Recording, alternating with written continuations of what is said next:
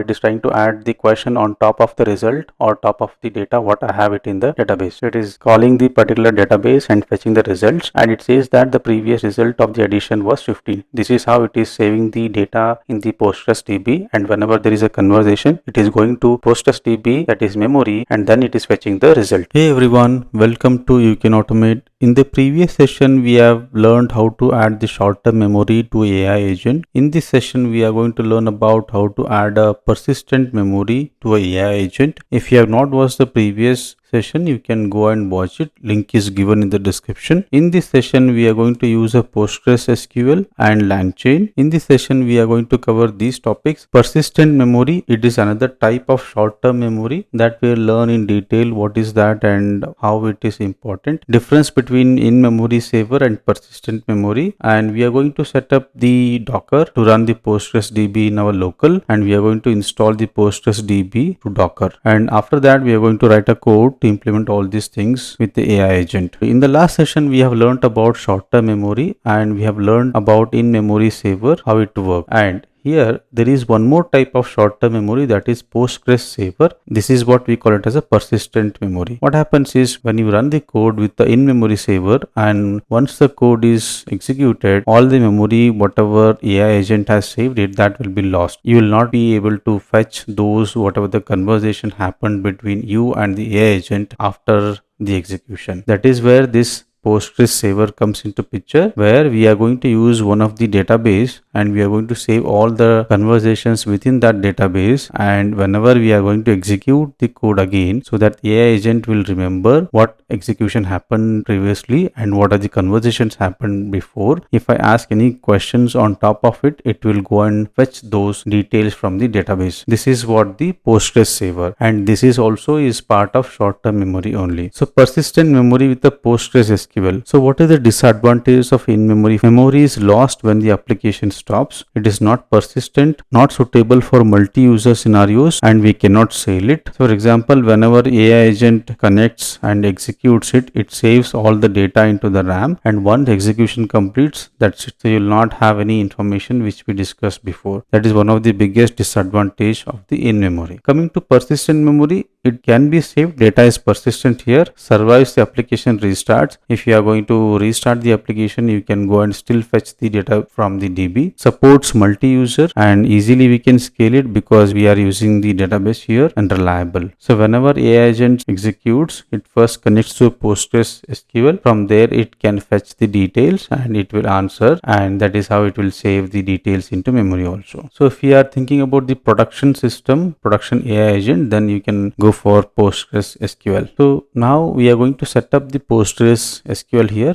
Before that, we need to do a Docker installation. Here I am using the Ollama. You can install the Docker using Ollama or Docker desktop. Both commands are given here. So first, if you are using a Ollama, you need to install brew install, and after that you need to start the Ollama, and then similarly for Docker setup also. So these are the commands which I have added here to install the Postgres through Docker, and I am using a compose.yaml docker compose file so that it will be easy to install and pull the image and create the container here, and we are going to do this step by step. This is the code which we have written in the previous session. I have opened the same code here in the editor. The first thing is compose YAML file. We need to look into it, and we need to execute these commands to install the Postgres through Docker. I have already added the compose.yaml file here. This is the YAML file to download the Postgres image, and this is the container name, and I'm going to provide the username and the password. Database name is LangGraph here. These are all the details I have provided here, including the volume also. This works in Windows also. You can use it in the Windows or Mac both. Yet before installing the Postgres, first I need to start the Ollama or a Docker, you can say. To start the Ollama, there is a command which I've already provided in the slide. We can use the same command here, that is Ollama start CPU 2 and memory 4. This is a command which I'm using here. So this command command will start the Ollama so that I can go and start my compose.yaml file. So it is taking few seconds to start the Ollama so that I can pull the Docker images. Now Docker is running. Now I need to run the first command to pull the image. This particular command will run the compose YAML file. It will pull the image, creates the container, and it will start also. Instead of running the command separately, this YAML file, if we run it, it will do everything in one just command. And here I am using the Postgres 17. Let me copy this particular command here, docker compose.yaml file here. Coming to terminal and executing this command, this should pull the image, create the container with the given name, and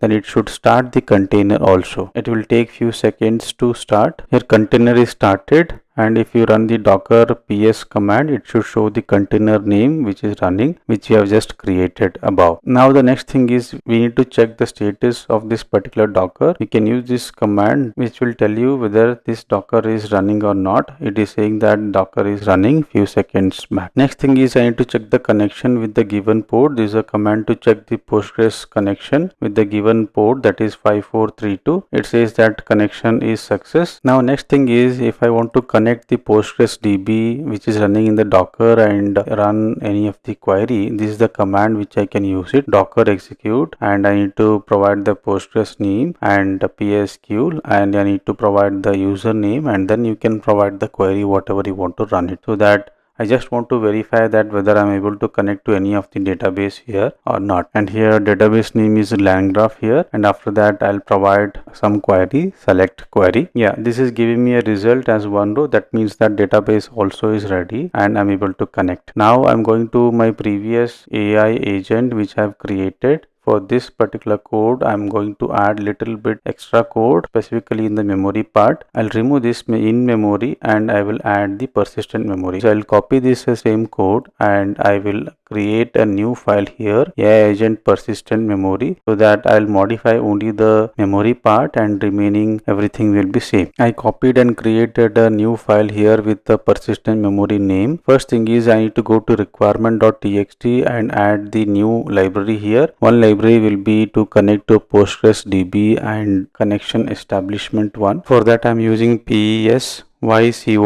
Postgres binary. Another one will be LangGraph checkpoint Postgres. This will help me to connect to Postgres DB to have the persistent memory. After that, go to your terminal and run pip install -requirement.txt so that the new library which we have added, that will go and install it in our virtual environment. So all my libraries got installed, and make sure that you are in the virtual environment. Then let's go to our code, and here I need to change mainly the memory part here. As we were using the in-memory part, I need to go to memory part here and add the DB details, because here I'm going to use a Postgres DB. I'm going to remove this in-memory saver from here and add the DB URI. So DB underscore URI, here I need to add the Postgres SQL, and I need to add the username and password for the Postgres SQL. So this is how you will add the Postgres SQL admin, that is a username and followed by password, and as it is running in the local host, I have provided the local host port and finally the database name. Then I will remove the agent creation part from here because I am going to add the agent creation in the main function. Scroll down and come to the main part here. Let's remove this existing code here. I need to first establish a Postgres connection here. Here I am mentioning that with Postgres saver, and from I need to mention that connection string, and here I need to pass the DB URI to which DB connection it has to connect, and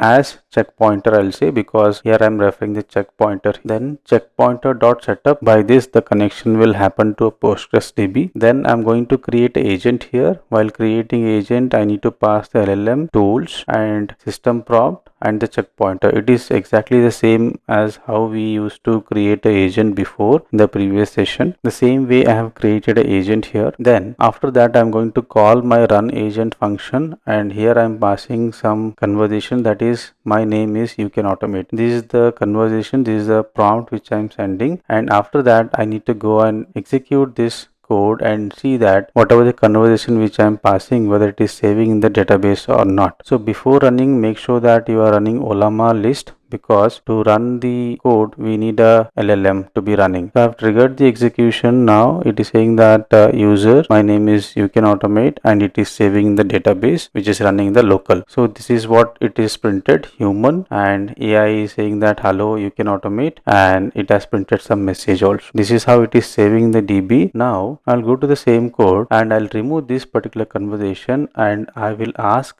another prompt that what is my name, so that it should print the name whatever I have sent in the first conversation. Here I'll say that what is my name. I have executed the code again and it says that your name is you can automate, and as it is connecting to a Postgres DB, it is printing everything. Whatever is there in the database, it is printing that also, and the recent conversation. So if I want to know only the conversation which I have asked for, then I can print only the relevant information here instead of printing entire message here. Add only the print statement for message. Here I am printing only the type of the message and what is the message content. That is what I am printing here. That change is done. Now let me go to my question and change the question little bit and see how it responds. Instead of name, I will add a prompt which will call the tool here, add 5 and 10, so that it should call the tools also which we have created. I have executed the code again and let's see, this is going to call the tool which we have created.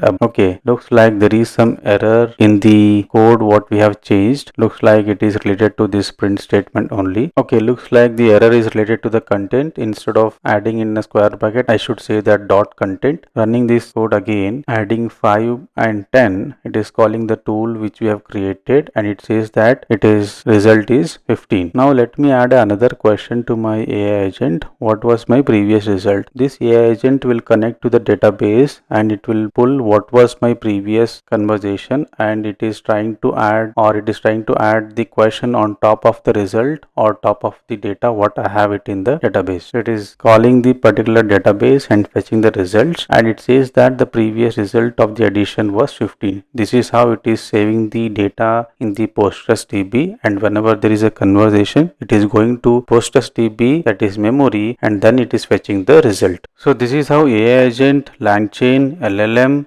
Postgres can work together to add the persistent memory capability to the AI agent. I'll commit this code to the repository and share the link in the description. You can go and check it and let me know if you have any questions. Thank you.